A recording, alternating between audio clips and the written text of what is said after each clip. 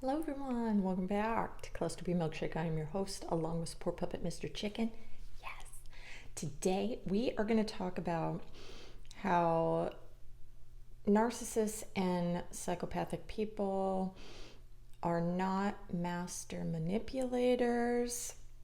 And I was reading Without Conscience by whoever. I'll put it in the description. I don't remember. But he was going over things that a psychopathic person will do to when they're having conversations with you, that's making them seem like they're manipulating you in a calculated way, which is not real. We are not masters at this, and I'm going to go over why that is. You're basically just lost in this gobbledygooky brain jello maze along with us, and we believe that the things that we are saying are like on track, and they're not. I have watched rewatched my videos or even some of my lives in the past and seen how not only do I go off on track, but different ways that I contradict myself, even just seconds after saying one thing, then I'm saying that my belief system is different about something else. Also, I have realized that I will say things with such conviction that I'm believing in my own bullshit. So if, say, I want to not only be learning about my personality disorders, but I want to learn and grow from them, meaning that, hey, if I understand that I'm doing these things, that means that I can stop doing them or, change these certain behaviors. Now, there are certain behaviors that you can change, like I'm not going to be a sadistic shit. I'm not going to target people for pain, things like that. But things like the way that my mind processes information, that's not changing. The way that I react to people, I can learn and to chill the fuck out on that stuff. But the way that my brain is processing, like what your motives may be, or my paranoia, any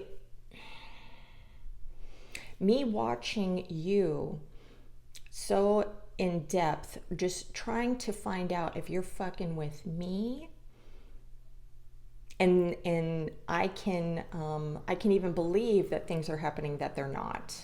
Okay, let's not forget about when your person projects all the things that are going inside of them onto you, and then accusing you of certain thoughts and feelings that they are actually having, or even thinking that you are having that you are not having. Okay, then the whole overthinking gets involved. So when I was reading this, contradictions, evasiveness, rationalizations, and excuses will be all part of a conversation with a psychopathic or narcissistic human or robot, whatever, but even a borderline person, okay? Antisocial. Let's not forget anti. And antisocial personality disorders is the behaviors, and psychopathy, which even though it can cross over with antisocial, is the way that they're processing on the inside, their thoughts and feelings and emotions or lack thereof. Okay? So, contradictions. The left and the right hemisphere of the brain are not cooperating with each other. So I can believe two contradictory statements at once. It seems. It's like, for example, the monologue of how much they care about you, then speak selfishly about how they only care about themselves. You'll see this in one running loop. You have to pay attention, okay? If they're giving you the swirly fucking hypnotic eyeballs, close your fucking eyes and just listen, all right? Telling you how to be a better person for them. So, I love you, but you suck in all these different ways, and I need you to change these things so I can feel comfortable with us. Okay? Now, does the narcissistic, psychopathic person change themselves? No. They'll give you the illusion of change. And like I said before, I can believe that I'm actually taking steps forward when I'm just walking in place. So I am on a treadmill. I'm not actually on a path. But I believe it. Okay? They will say how worthless they are, but there's no one better than them. They can say this about their job. They can say this about their relationships with you. They can say this about being a parent. They'll say, oh, I'm failing it, but... Or some little self-pity statement, but then flip it and then say how wonderful they are and all the wonderful things that they do for their children. So I know a lot of people do that too, but it's fucking weird. So everybody loves me. Everybody loves me. They love me. They love Mr. Chicken. And then I can flip it and be like, I am not appreciated enough. You also see this in relationships too. I cannot absorb emotionally how, any loving feelings that you feel about me. So this is why nothing is good enough. So in my relationships, it's either bitch and complain or completely shut down. And then I'm just going to manipulate the situation, the relationship in my favor. If I want to keep the relationship going, then I will be more agreeable. I will let you win arguments, stupid bullshit like that. Okay. But even when I do that, sometimes, I'm going to resent you that I have to do those things. Okay? And then I gotta, a lot of times, I'll break up with you. If I'm not married to you and I am not stuck and I have to figure a way to survive in this relationship, I'm going to take off. And this is going to really fuck with your head because you're like, what the fuck? I can't even have a moment to breathe, to relax, because, my brain is going to be thinking all this crazy weirdo shit about you because I got no chill in here. Okay? So if I got no chill and you are not either making me relaxed by letting me control you, or you not performing for me, It really depends on who I'm with. Sometimes I don't give a shit about any reassurance whatsoever because you're doing your job that I assigned to you and it's fucking great. God help you if I actually like you a lot, because if I do, then nothing you do can reassure my safety, okay? Because I have this obsession, this possession over you, okay? All right. Makes me feel borderline for, just a little. All right. So, where are we? Evasiveness. They don't give straightforward answers. Yes or no answers do not exist. Now, this is funny because I had this happen to me recently and I couldn't say a definitive yes or no. I was going on, I had to explain why something would be a yes or a no. I can't just say yes or no. If you want somebody to say a yes or no answer, do not go on the trip that they're trying to take you on. Just keep asking the same fucking question over and over again until they give you an answer. Then they can fucking explain themselves if they want to. I have to deal with this with some of my callers who are narcissistic. It's like, dude. The subject matter can change. Okay, so when you're having a conversation, to evade answering, they're going to change up the conversation, change subjects. Blame shifting can occur, or the story leads nowhere, circular conversations. It's not going anywhere. You're not coming to any conclusion at all. And then our brains may go into this rabbit hole of word salad shit. Okay? And in our brain, we think that we're actually taking you somewhere, that there is going to be an end to this road. There ain't no end. There ain't no end. We start to float and we're in space and shit. And there's no destination. Destination nowhere. Okay? All right. Rationalizing. We are justified in everything that we do. Okay? So, running over your stray dog was an act of kindness. Did I say your stray dog? A stray dog. Running over a stray dog is an act of kindness.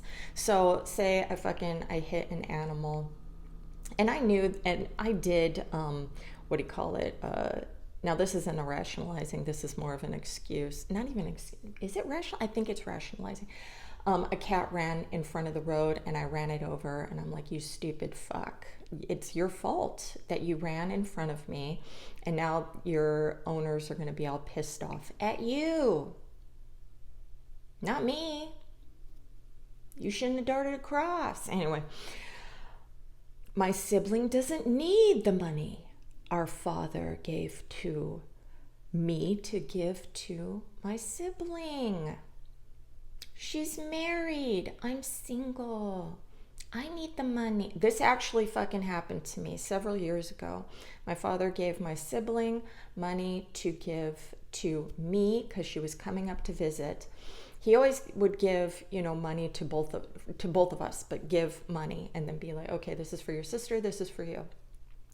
And I have kids and everything like that. Extra money would be awesome and all this shit. And she was gonna fucking steal that shit. I talked to my father and he's like, yeah, did your sister give you the money? And I'm like, bitch. Okay. You don't need college money. You're just going to quit or get married. And this is after providing money to the boys in the family, talking to the female. This actually happened with a conversation with my mother about my daughter. So she paid for a lot of my eldest son's college. Mikey, who has autism, was not going to college, so she didn't have to worry about that. But she wasn't going to give money to my daughter either because whatever. doesn't think she's either going to follow through or not do the fucking thing. And she's, she's very cool and eccentric and ADHD, and she changes her mind and loves doing different things or whatever. So anyway, okay. Then we have excuses. It's everyone else's fault. So if you would have given me attention, then I wouldn't have had gone and cheated. It's your fault. It's your fault. It's your fault I don't have morals. Right? If you stopped complaining, I wouldn't have hit you. It's your fault that I cannot deal with my own anger. Your fault. If they weren't hitchhiking, I wouldn't have killed them. I would have had to have, found somebody else. But these specific individuals, it's their fault they got unalived. Okay? Anyways, these are the kinds of conversations that were also going on in the book, because he's studying up on psychopaths who are in jail. But reading it, I'm just like, all you have to do, it doesn't matter the subject matter. All you have to do is just switch out, their like fraud, theft, murder, whatever it is, for everyday bullshit that you go through with it's the same shit. It's just the acts are a little elevated. So we don't remember what we say from moment to moment. You'll also see this with the people who just speed talk through you or talk over you, okay? And you will be able to pay attention to the actual contradictions that they are having, but they don't let you speak. They're always talking over you. I'm burping. And our convictions on certain topics can change from day to day. We can also have different feelings about you from day to day, how we feel. We can barely hold on to any joy. We always need excitement happening in our lives. And, it's like throwing everything into a black hole and nothing fills it up. More. Anyways, see, I just fucking changed the subject from us forgetting about things that we talk about into needing to fill our boredom hole. Okay? And that was not fucking planned. That's not in my goddamn notes. All right. So, anyway, lastly, the book was talking about storytelling, also using hands and shit. Also, using props and everything. Hello. And using our hands and telling story. And that I'm always telling stories about my past, so you can have a better picture of how I think, how I process, but how my fucked up thinking works. There we go. Anyways, so you can not take all of these things, number one, personally. Number two, that you're dealing with somebody with a mental health issue.